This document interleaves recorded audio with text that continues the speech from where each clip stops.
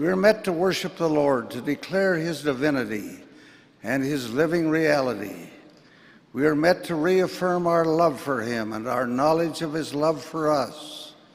No one, regardless of what he or she may say, can diminish that love.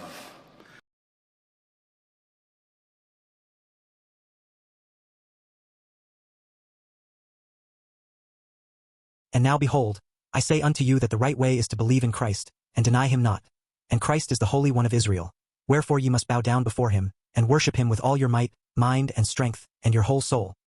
And now, my beloved brethren, I would that ye should come unto Christ, who is the Holy One of Israel, and partake of his salvation, and the power of his redemption. Yea, come unto him, and offer your whole souls as an offering unto him, and continue in fasting and praying, and endure to the end.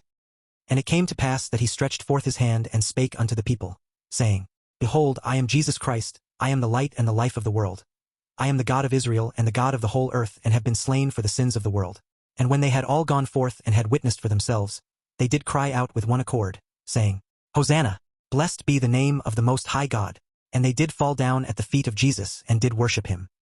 And it came to pass that when Jesus had thus spoken, all the multitude, with one accord, did go forth with their sick and their afflicted, and their lame, and with their blind, and with their dumb, and with all them that were afflicted in any manner. And he did heal them every one as they were brought forth unto him.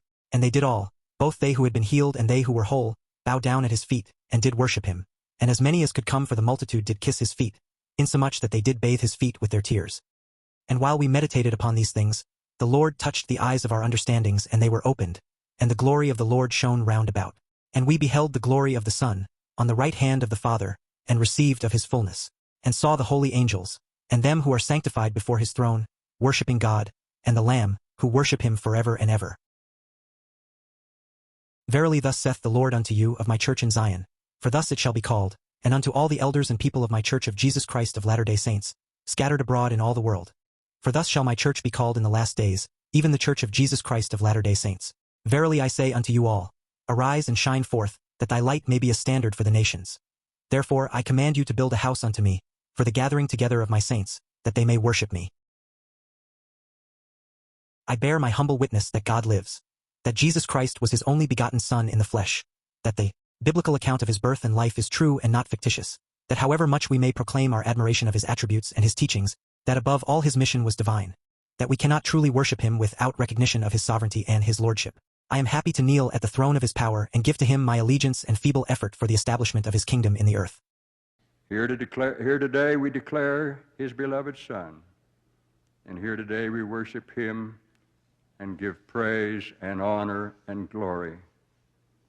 Today, in honor of him, we assemble at this conference of his people. We look forward to his return to reign 1,000 years. Let us worship him in spirit and in truth.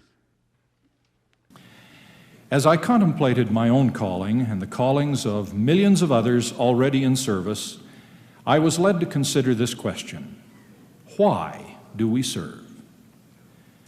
Service is an imperative for those who worship Jesus Christ.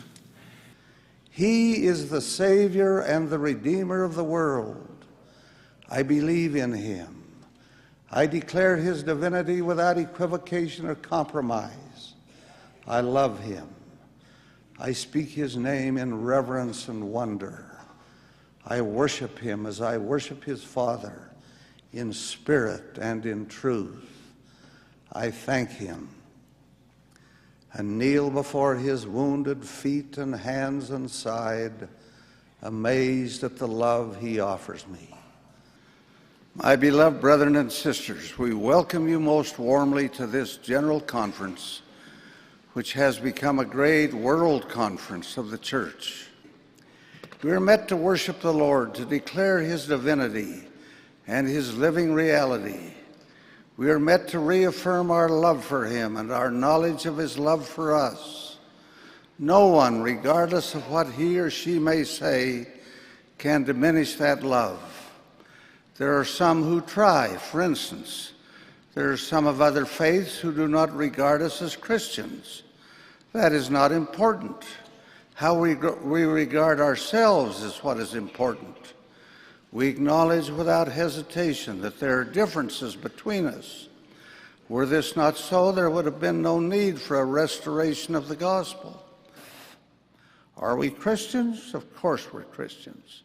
We believe in Christ. We worship Christ. We take upon ourselves in solemn covenant his holy name. The church to which we belong carries his name. He is our Lord, our Savior, our Redeemer, through whom came the great atonement with salvation and eternal life. I also bear testimony of Jesus Christ. He is God's only begotten Son. He saved us from death, and he redeems us from sin as we exercise faith in him and repent. His infinite atoning sacrifice in our behalf brings the blessing of immortality and eternal life. Indeed, God be thanked for the matchless gift of his divine Son. Latter-day Saints around the world are blessed to worship Jesus Christ in his temples.